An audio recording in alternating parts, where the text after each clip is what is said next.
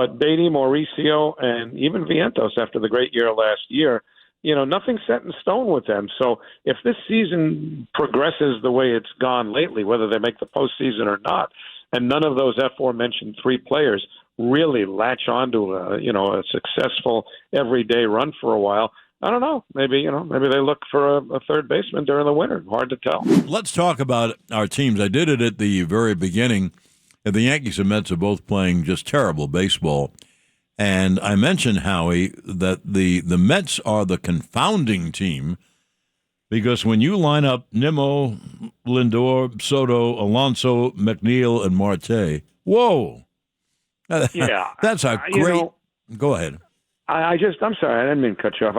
I don't understand how it's happened all at once, that everybody's gone into a prolonged slump the way they have. And it's, as you say, confounding, unpredictable, and obviously unsustainable. I mean, they've got to get that going, but they've also got to get length from their starting pitchers because you can't keep getting 15-plus outs from your bullpen every night. And last night was yet another example. So although the bullpen did reasonably well last night, you just can't count on them to be doing that night after night after night. It takes an effect. Well, of course, that's one reason why, look, baseball has changed from the time that we fell in love with it. But you can't go to the bullpen for 3-4 innings every single night and not have problems. And let's face it, every team does. Look at all the pitching injuries. Well, that's a whole other topic because we've gone so far beyond what reality should be, having to do with keeping pitchers healthy. And they know the problem. These guys don't get hurt in the major leagues. They get hurt years before they ever get to the big leagues. And it all starts with, max effort, spinning the ball at a very young age, stuff that when I was playing Little League, we were forbidden to try to do. Not that I could have done it anyway, but that's another issue. The point is that between the showcases, kids playing year-round, travel ball, and everything else, they're working their arms to the point where these injuries may manifest at the big league level, but the roots are years before they reach that.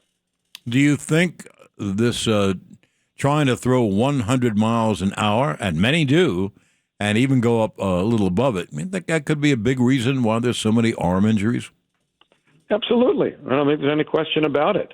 And there used to be a phrase associated with pitchers where they would learn to add and subtract. Yeah. You would have, you'd know what you would have in the tank and how much you have in reserve and when you needed to use it, because the mindset was, I'm going 7, 8, 9 innings today, and I've got to conserve and I've got to work hitters in such a manner that I'm going to show them something different the second, third, and fourth time around.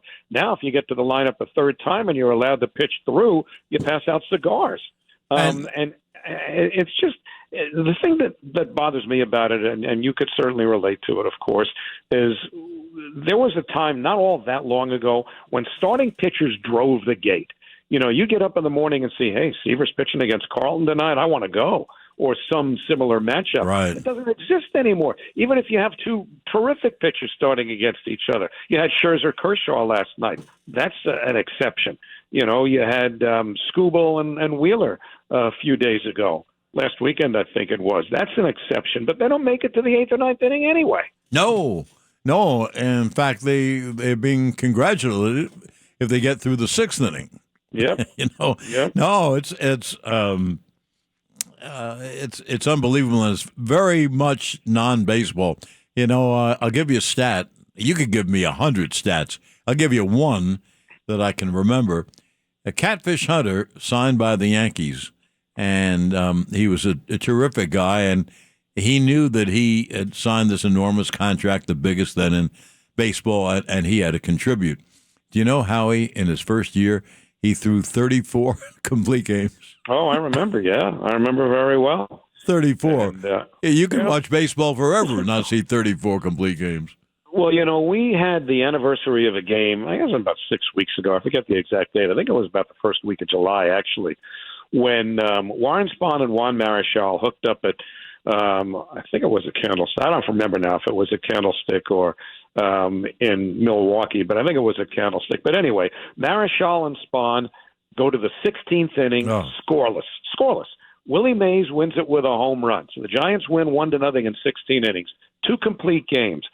Marichal pitched through 227 pitches, and Spahn threw a little over 200. Now, Marichal pitched effectively for another 10 years, and Warren Spahn that day was 42 years old. And the same night that we talked about that on the air, Clay Holmes got a great ovation going to the dugout because he was lifted after, are you ready for this? 6 innings and 90 pitches or whatever it was. So there's as graphic an illustration as I can provide. And, you talk about pitchers getting to the 6th inning. It's amazing. Once they start to face the lineup for the 3rd time, whoa, the people fall apart. We can go on and do this, but I'll go on to other areas. One thing I mentioned, Howie, about the Mets have, I think, just a terrific 6 hitters. And after that, they have the kids.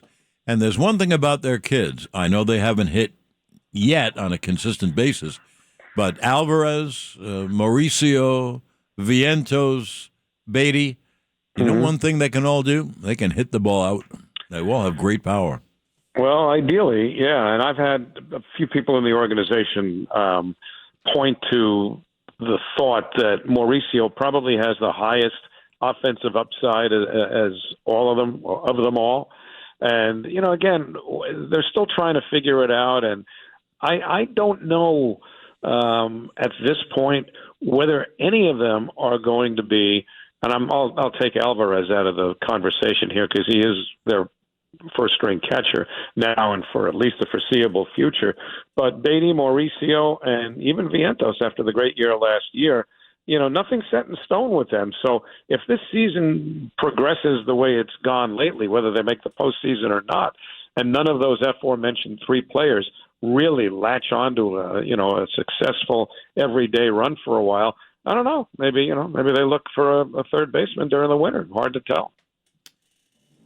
They could all make it. None of them could make it.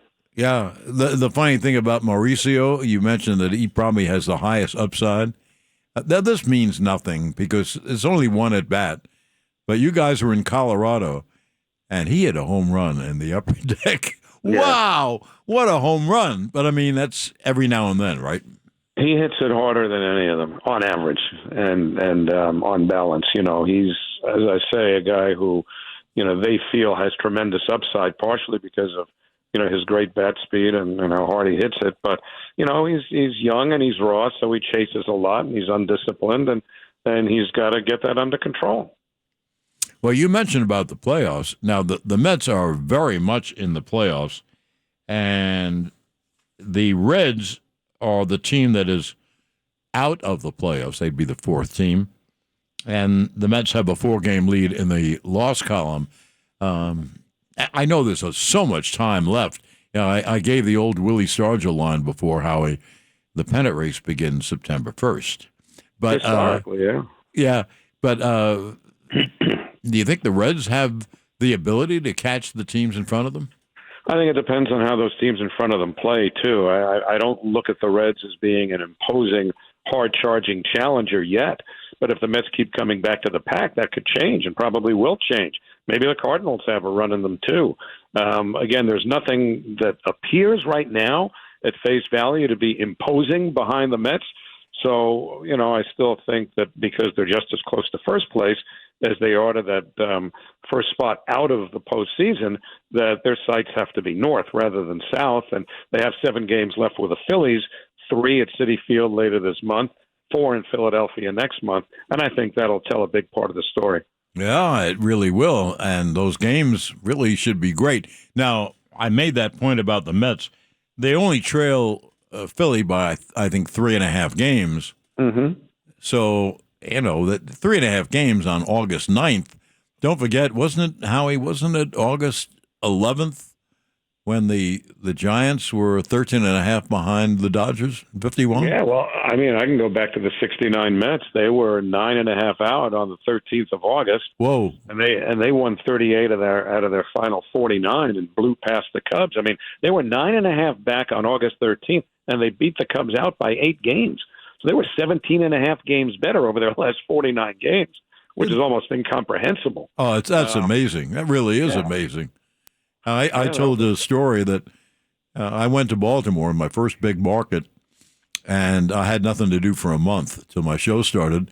And the Yankees were 6 games behind Chicago and Baltimore. And but the key is, though, they won their games. So they won a lot of games, and they were able to squeeze past Chicago and Baltimore for You know what's interesting, John? It's interesting you bring that up because I was just talking to a friend of mine about this yesterday, thinking maybe the Mets can do something similar. Right at this time, that year that you just referenced, 1964, the Yankees brought a kid up to pitch from their Richmond affiliate in the International League named Mel Stottlemyre. We both knew him well, just a wonderful guy. Fabulous. And the Mets have a couple of kids that are knocking on the door at Syracuse, and I wouldn't rule out the possibility, and it may hinge in part on what Frankie Montas, as the, quote, bulk guy, does later today. But, maybe we're a short time away from one of those kids coming up and maybe pulling a Stottlemyre, 61 years later.